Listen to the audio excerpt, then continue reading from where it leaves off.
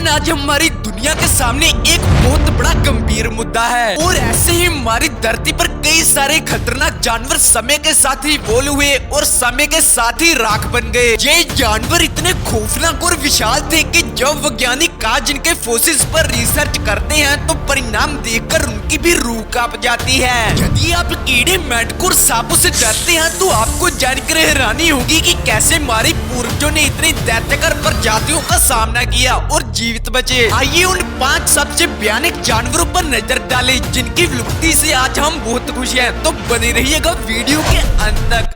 गोर्गोनोप्सिया।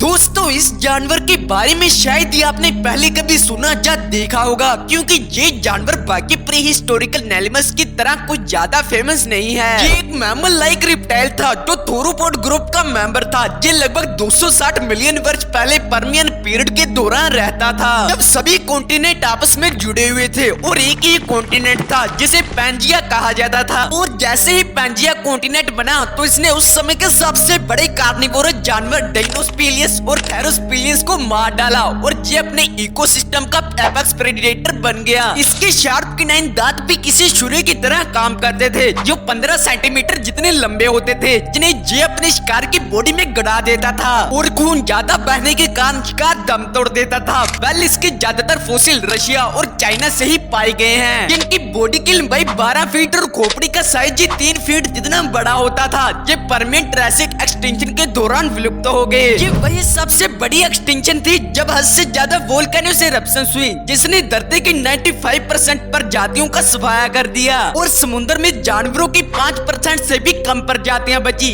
इसी एक्सटिंक्शन में गोर्गोनोप्सियन भी विलुप्त हो गए। डायमेट्रोडोन। डायमेट्रोडोन गैर स्तनधारी स्नैपसीड की एक प्रजाति थी जो लगभग 295 से 272 मिलियन वर्ष पहले अर्ली पर्मियन पीरियड में ससोइलिंग एज के दौरान रहती थी। इसकी अधिकांश प्रजातियों की लंबाई 10 से 15 फीट और वजन लगभग 200 से 250 केजी होता था। डायमेट्रोडोन की बॉडी का सबसे यूनिक फीचर इसकी पीठ ऊपर लगी जो लंबी रीढ़ की हड्डी थी, जो दिन में सूरज की रोशनी को अपने अंदर स्टोर करके रात में गर्मी बाहर निकालती थी। यानी सीधे शब्दों में बोले तो ये हड्डी बॉडी का टेम्परेचर मेंटेन करने का काम करती थी। इसकी एक लंबी घुमावदार खोपड़ी थी जिसके जबड़े में अलग अलग आकार के बड़े दांत लगे होते थे जो शिकार को चीर फाड़ने का काम करते थे। इसकी अधिकांश जीवाश्म दक्षिण पश्चिमी राज्य अमेरिका से पाए गए हैं और 1878 में इसका पहला जीनस मिलने के बाद दरअसल जीनस एक जानवरों का ग्रुप होता है जो बाकी जानवरों की तरह ही सिमिलर तो होते हैं, लेकिन इनका पूर्वज एक ही होता है। उदाहरण के लिए जेब्रा इक्वस नामक जीनस में है और इसकी प्रजातियों में हॉर्स, डोंकी और जेब्रा शामिल हैं। और इसी तरह से डायमेट्रोडोन का भी जीनस मिला है जिसका नाम कोप रखा गया है। अभी इसकी मदद से इसकी बाकी प्रजातियों को भी खोजा जाएगा। स्कोटोसोरस।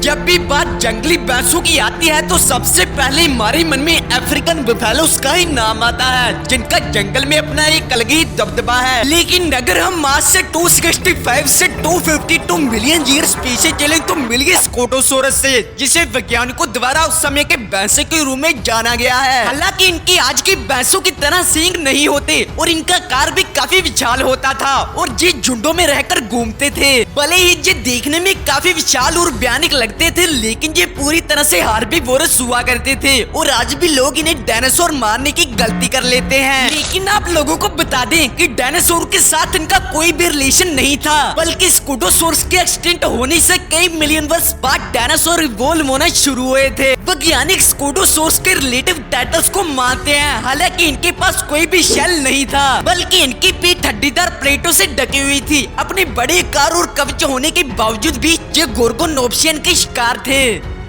हार्स्ड ईगल।